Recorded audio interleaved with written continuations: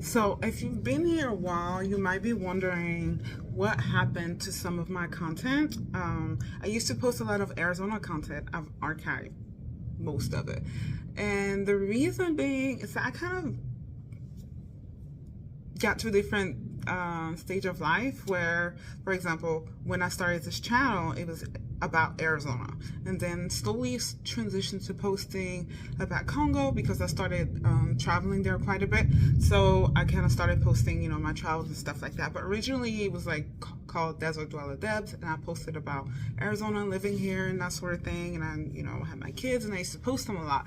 But then I got to a place where I was like, we're not doing that anymore. I didn't want to post my kids anymore. So that's why a lot of my old videos are gone. And it's funny because now if you go like living in Arizona or just type in Arizona content, there's a lot of like real estate agents. It's not really a lot of like people. Well, not that they're not people. They are people, of course. But I mean, like just regular people posting about their days anymore. I'm not sure what happened to all the Arizona content creators. But anyway, life got in the way. At least for me, I got busy. I will talk about that more. But yeah.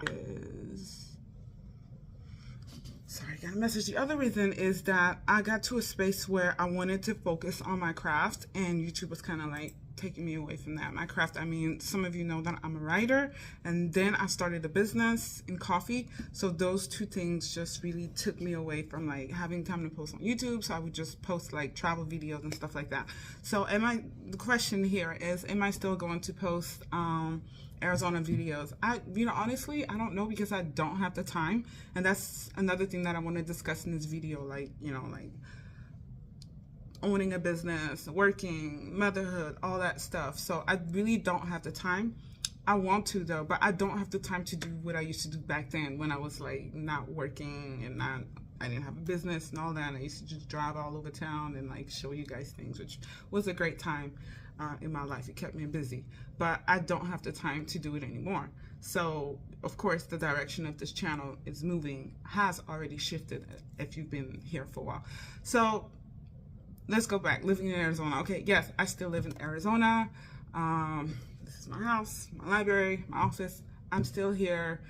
My husband, my kids, we're all still here in Arizona. Kids are getting bigger. And you may see them a bit like just the back of their head or something. See how tall they've gotten. But yes, we're still here. Do I still like it? Honestly, like, ask me in October, because we're in August, and as you guys know, like, it's hot. I posted like a short the other day about like how hot it is, and every year I'm like, babe, are we gonna leave? Because I can't take this. So every year I want to move. Yeah, that's still the case. But I mean, every summer. But then comes October, I'm good. So we're still here for now. Anything can change, of course. But as far as I know right now, we're here, and we don't have any plans to move anywhere. Now, Congo. I know you've seen a lot of my videos where I post about Congo and where I've been traveling back and forth. In fact, for the last 3 years, I've gone, at least once a year. The reason being is because of my coffee business. So I will be very transparent here, because there's not a lot of transparency when it comes to owning a business, and the hurdles and the things that come up, and people kind of like hide those things. And I've been thinking about making this video for a while. But I never had the time to actually sit down and do it. And two, I always kind of back down. Every time I thought about doing it, I'd be like, nah, I'm not putting myself out there. People keep texting me. So, yeah, owning a business is hard, especially what I'm trying to do, because I get my coffee from Congo, Tanzania, like from the motherland to here. And so there are a lot of like middle people. There are a lot of in between people to get the coffee. So I've worked with some importers. I've worked, with middle people to handle that mostly. And I've been trying to establish my own supply chain, which it's almost like an impossible task. And I was just discussing this with some coffee people the other day. I don't want to go into details about that. But what I do want to share is that, back to Congo. I'm getting sidetracked. Back to Congo is that I was attempting to do business in Congo in the more broader sense. And I posted a video a while back, I think 2 years ago, about, doing business in Congo. So, I do want to be transparent about it, that it's something that we did try, but then, we decided that it's not something that we want to do right now, as far as like being there, establishing something there full time kind of thing. So I'm still doing business in Congo in the sense that that's where I get my coffee from, right? So I still have to go there here and there to establish those relationships, establish the supply chain for where I'm trying to take my company. So I'm still going to be traveling to the continent, to the country quite a bit. And I also have an organization called Drink Congo Coffee. It's a nonprofit organization that I'm on with two other ladies. One is based out of Goma, Congo, and one is based out of Belgium / Dubai. And so what we're trying to do there is to help, the farmers, the coffee farmers, bring more tools to help them grow their coffee and just be more knowledgeable in how specialty coffee is known outside of the continent and how they can, improve their process. So there's a lot into it, so that will require me to go back and forth. Now, as far as like starting like a coffee brand, because at some point I had my coffee in a store in Congo, and then I was trying to do partnerships with some hotels and stuff like that, and I was this close, and things didn't go well, and I've learned a lot. I feel like I should do a separate video about that, doing business in Congo and things that I have learned.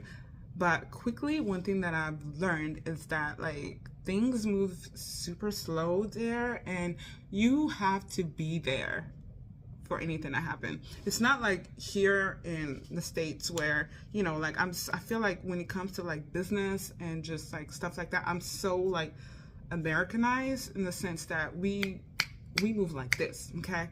Oh, you need to send me the contract? Boom, I send you the contract. Okay, we need to sign? Boom, we sign. Like we move, we get things. It's done. We get things done. Whereas in Congo, it's like, the sky's not falling. I don't need to hurry. Like they move at a different pace. And so that was a lot of adjusting to do. Like, and sometimes I still struggle with that in the sense that when I'm like working with people, with suppliers about XYZ, because sometimes I get merch from there and just, coffee, like I said, different things. And so like you write them and they're like, I'm like, do you want money? Like I'm paying you for your services, but they take like a lifetime.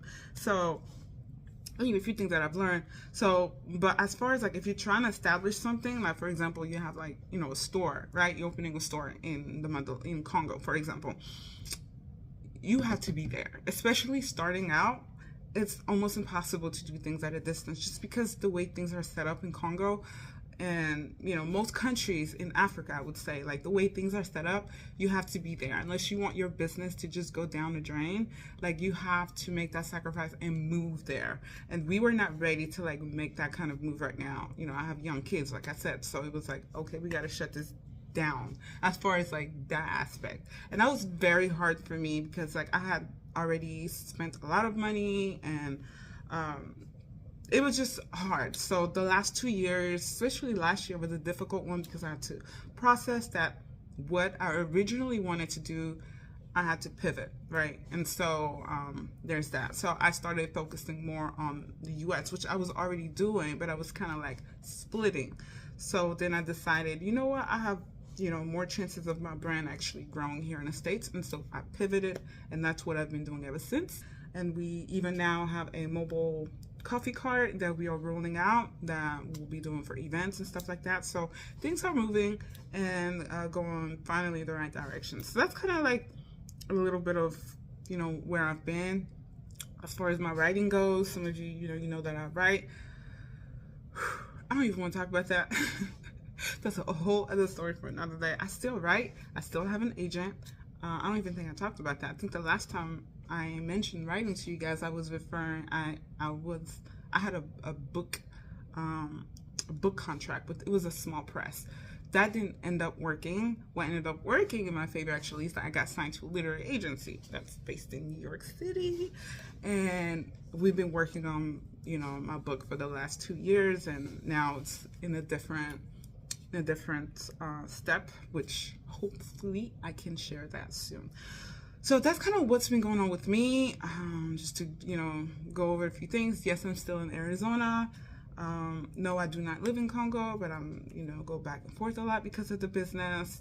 3, my coffee brand is growing. If you're into coffee, then you can always support and go visit my website, confola.com, and order coffee. We're still a baby, you know, company, but we are growing, and I'm excited to see where it will be going. And still writing. So that's kind of a little bit of where I am right now. As far as posting content like Arizona, like I said, I'm not sure if that's still something that I'm going to do. I don't even know if you guys still want it. Like, half of you, do you even still consider moving to Arizona at this point? Like, cost of living is ridiculous everywhere, I feel. And I do still recommend, you know, moving here if you can handle like the crazy summers that we have. I mean, I love it here, and I've made a lot of friends. I've grown a community of people, like, and I think when I first started posting these Arizona videos, I was talking about how there's hardly any black people, and yeah, now like my kids' school, for example, it has gotten really diverse. So I feel like it's growing in all aspects of whatever life, whatever you want to call it. So I don't want to talk for too long, but I just kind of wanted to give a brief update. And but yeah, I will try to post more content here, even travel. I've been doing a lot of traveling the last few years. Thirsty.